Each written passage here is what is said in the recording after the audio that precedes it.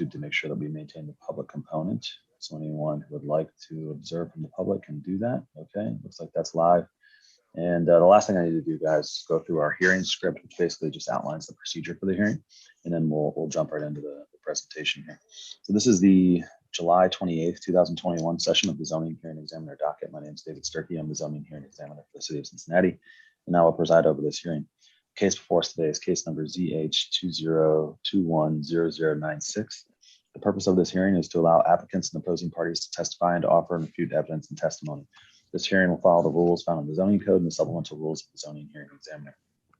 All testimony and evidence that an applicant or any opposing party wishes to offer must be presented at this hearing, unless a party has opted to submit evidence or testimony in the form of writing prior to this hearing. The hearing will proceed as follows. The applicant, the applicant's attorney, or the applicant's agent will first present the applicant's case. If there were anyone here from the public that wanted to testify at this hearing, they would have an opportunity to testify after the public has presented, or after the applicant has presented its case. I'll give our zoning plans examiner, Wes Menzel, an opportunity to testify. In the event that any party testifies or offers argument in opposition to the application, the applicant will have an opportunity to rebut that testimony and/or argument offered in opposition. And then finally, the applicant will have an opportunity to make a closing statement. After all presentations have been made, I will close the hearing. Decisions may be expected within 2 weeks. So for our purposes here today, guys, I know you're all testifying in favor of this variance request. So I'll give each of you an opportunity to, or one of you, however you guys want to break it up. It's completely up to you to tell me why this is appropriate. Tell me a little bit more about the project. I'll let Wes testify. I'll let you guys offer any closing remarks. I may have a few questions along the way, and then we'll wrap it up. I may limit or exclude any testimony that I deem irrelevant or outside the scope of the application being considered. I may interrupt any speaker to ask questions or make any comments. I may also refuse to consider hearsay testimony or documents. That's generally testimony you want to introduce that consists of statements made by someone who's not present at this hearing. In the event of any technical difficulties or any unforeseen circumstances with our video conferencing technology, we'll do our best to troubleshoot any tech issues on the fly, but to the extent we can't fix something, I may continue or postpone this hearing. Okay, last thing I need to do is swear everybody in. So if you intend on testifying at this hearing, making comments, asking questions, really doing anything other than just strictly observing, you have to be sworn in.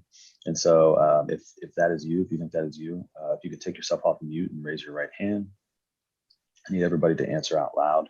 Do you solemnly swear the testimony you shall give will be the truth, the whole truth, and nothing but the truth? Yes. I do. Yes. Okay, great. Thanks, guys. Okay, so who's going to be taking the lead here on presenting this application? That'll be me. Yeah, I can just do some quick introductions here, kind of talk through what the project is, what the specific reason for the variance is, and I guess basically our assessment of how we've interpreted the zoning code and why we think this is appropriate. So my name's Jeff Doring. I'm an architect. I work here at North Shore, and we've been working with John, Mark, and Joel for about a year and a half now. John Mark is executive director at CityLink Center, which is, I guess in my own words, kind of an aggregator of public services that generally helps people kind of climb out of poverty. They kind of have their core focus and mission of, education and education assistance and training and job placement and that sort of thing. And then they kind of have secondary or non-core functions, which are basically barrier removal. So things like transportation, childcare, things like that tend to get in the way as people are working their way out of poverty. So Joel Bockelman is executive director of Changing Gears, which is one of those partners that assists with transportation barrier removal. So they'll take or donate cars or purchase cars, and generally oftentimes in need of repair, and then they will sell or lease those to CityLink clients as they're making their way through their progress. So CityLink, John, Mark, and Joel, was that adequate? So CityLink's been at this location since about 2012. They are currently in the midst of kind of a campus reconfiguration and update. And one of the things that's going on is Changing Gears, which is I think one of the original partners that had been there since around 2012 or 13, is actually moving from an existing building at 1995 Central, which is just a couple hundred feet east of where they're moving to. So they're moving west. into a new building that's under construction now. And then CityLink's childcare partner, which is currently located in the main building, is moving out into Changing Gears' old building once they've vacated. So all of that work is permitted and underway. Everything was, zoning compliant. There was no variances or anything like that, and no public hearings. Everything was permitted, and that work is underway. So the new Changing Gears building is scheduled to open here, I think, in the next couple of months. Part of the issue that Changing Gears has had at this location on this campus over the last, basically their tenure there, is that they've had recurring issues of theft and vandalism. More people will come into their existing current parking lot, which is also right on Central Ave. And generally, it seems like the target is catalytic converters, so the exhaust component underneath the vehicle that has generally precious metals or expensive metals in it that people will come in, cut off, steal, and then sell for probably fractions of pennies on the dollar, leaving Joel in a situation where he has to replace these things, which can run him $1,000 to $2,000. Oftentimes they damage other things in the process, oxygen sensors, wiring, any things that are under the vehicle. So that's been a recurring thing at their current location. Obviously, they'd like to not have those issues when they move to their new facility. Aside from the monetary damage that causes, it gets in the way of their mission. So if those vehicles that were otherwise ready to go to their clientele all of a sudden are laid up for a week or whatever it is while they're making repairs to them, that hinders their mission. So it slows them down and it gets in their way. So the monetary thing is one thing, but the mission thing, I think, is an even bigger issue. So what they currently have now at their current location is a 6-foot tall chain link fence. There's a photograph of that in the application documents that's got barbed wire on top of that 6-foot fence. It seems like the issue is that they either go through, under, or over that fence. Now, like I said, that's a chain link fence, so that's something that can be cut with probably hand tools, I would suspect, something that can be climbed relatively easily, something that can be scurried underneath. So the proposal for the new location is an 8-foot tall steel fence. So that's a decorative, kind of wrought iron style of a fence. A lot of times those are aluminum, which I think are relatively easy to bend or break. This particular one, aside from being tall, is also made of steel. I don't think that's specifically relevant to the variance we're asking for, but just to kind of give you some context here. So, so the limit in that zone is a 6-foot tall. Actually, I think the limit in all zones is a 6-foot tall fence. So the proposal is an 8-foot tall fence that's steel, that's curved out at the top. There is precedent for that in the neighborhood, actually, that's being installed. Some was installed probably, I don't know, a couple months ago, and I think there's more going up maybe now, or may have just finished that down at Sam Adams, which is just a few blocks south of here. So I guess with all that said in the background there, and there's diagrams in the application documents as well, as far as what's where now and what's going where, as we renovate here. So happy to answer any specific questions about any of that. But it seems like in the variance application documents, it seems like it kind of comes down to in general, two things. One, is there a need for the thing that we're asking for, and two, does that have any detrimental effect to the neighborhood? I think the need, I think to us, to Joel, I think is pretty clear. As far as the effects on the neighborhood goes, as we kind of go through the checklist of impacts to zoning and traffic and economic development and all these things, I think as we go through all of those things, our ask is either neutral, innocuous, or it's actually a positive. So for instance, economic benefits, I think their organization in general is a benefit. And I think that that's really their mission is to be a benefit to the neighborhood and to the community. The job or the project itself, blight is one of the bullet points on here.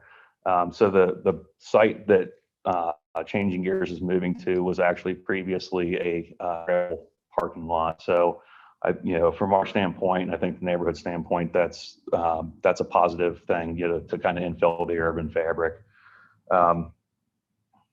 Job creation is kind of what they do.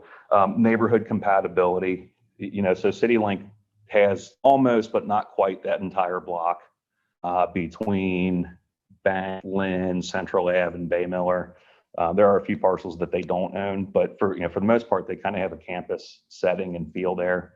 So the fence that we're proposing with this variance is actually something that's a lot more compatible with the campus, the type of fencing that's already on that campus. So black wrought iron style. There are a couple different heights that are on the current campus now, but we think this fits better than what's actually currently permitted for the Changing Gears project, which is a 6-foot tall privacy fence, which is clad in like a metal siding to match the building. So we feel like this is actually an upgrade from that.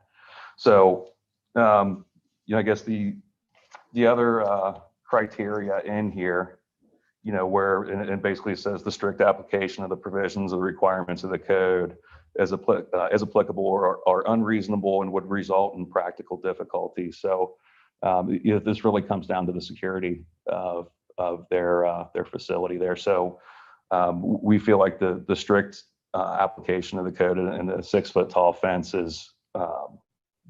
does cause a practical difficulty in them, and that it doesn't sufficiently secure their facility. One of the other headings under that same topic is that the variance is necessary for the preservation or enjoyment of a substantial property right of the applicant possessed by owners of other properties in the same district or vicinity. So in this case, I guess I would point specifically to the other basically identical fencing that's going up a few blocks from here. And then I know Weston also mentions the fact that in this zone, security fencing is a pretty common thing. So we think this is a good and attractive solution for that security fencing.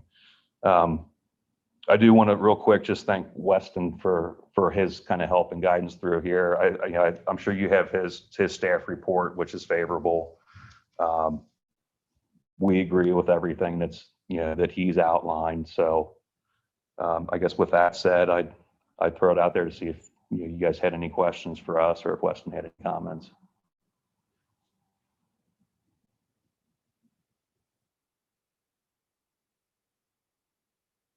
David, I believe you're muted, sir. Yeah, I'm sorry about that. I thought I just closed the hearing. Yeah, sure. Let me go ahead. I have a couple questions. So let me go ahead and give Wes an opportunity to testify first.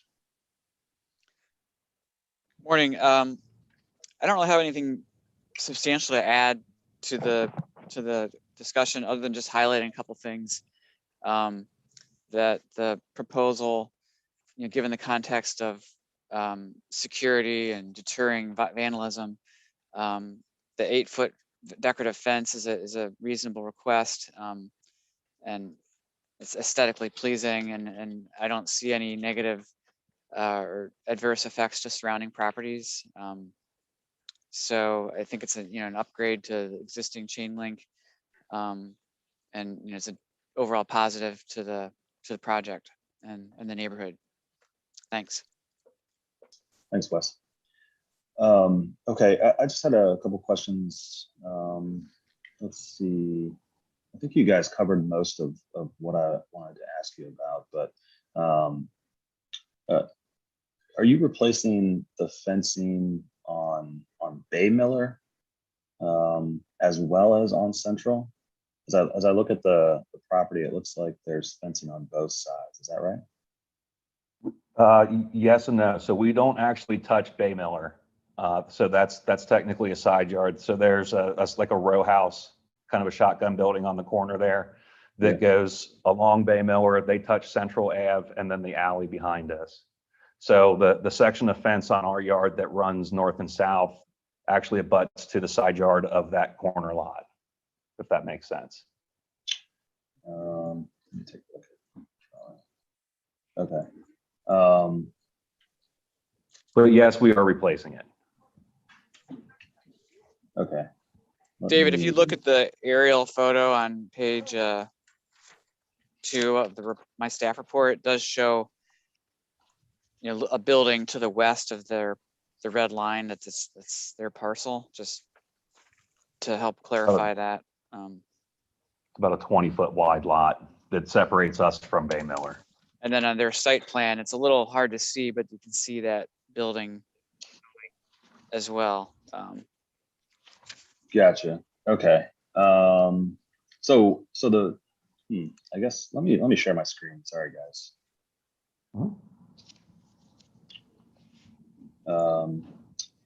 Okay, can you guys all see that? Yep. All right. So we're talking about this fencing, replacing that. That's actually along Central Ave, and that all Correct. comes out. Correct. And then this is the other fencing. This is what I was referring to as on Bay Miller.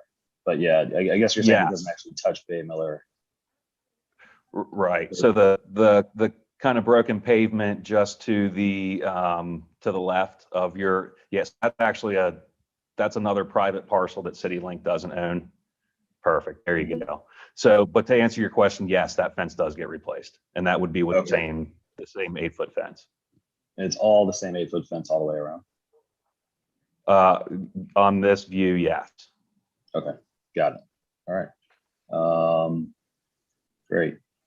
Let's jump out. Okay, so I think that's all the questions that I have. Let's see.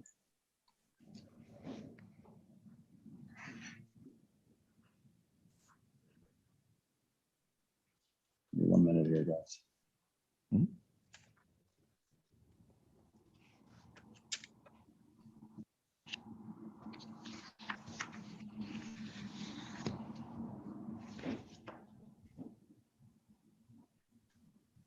Yeah, okay, I think that's all I have, guys. Anything else you'd like to say in closing or otherwise before we adjourn here today? No, I think we're in good shape. Wes, I appreciate your help on this, and I think we're on the same page. So we just look forward to hearing a response. Okay, great. Well, I'll give it to you now. I'm going to approve the application. And really what takes me the longest here sometimes with these is just typing up my official findings, which is something I have to do according to the code. And so I will work on that in the next couple of weeks. 2 weeks is usually a good estimate. I'll do everything I can to get it out to you sooner. I think there are some things you can do knowing that it'll be approved with Wes to apply for those building permits. So those are ready to go once the approval does come through. As soon as I finish the decision, I put it into a PDF and I email it to everybody in the hearing. So you guys will have it really just moments after it's complete. And then you can start working with Wes on the rest of the necessary permitting. Great. Wonderful. Excellent. Thank you, sir. Sure. Yeah, no problem. So if you guys would like an update on the status of that decision, or you have any other questions in the meantime, feel free to reach out to myself or Wes, and we'll be happy to answer those questions for you. Great. Excellent. Thank you. Thank you. Thank you guys. Thank you guys for the work you're doing in the city. Appreciate it. Hope this brings you some more security. And we are adjourned. Have a wonderful day, everyone.